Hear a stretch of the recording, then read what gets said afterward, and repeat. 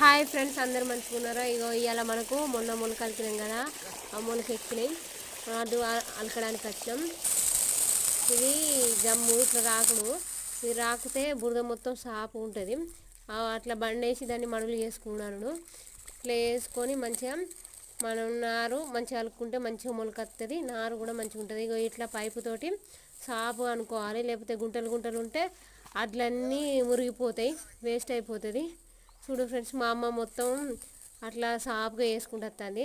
మా నాన్న ఒడ్లు పెడతాడు పక్క పొంటి, నారు తీసుకొని ఇట్లా ఆ మొలకలు వచ్చిన అట్ల గింజల్ని అలుకుతున్నాడు.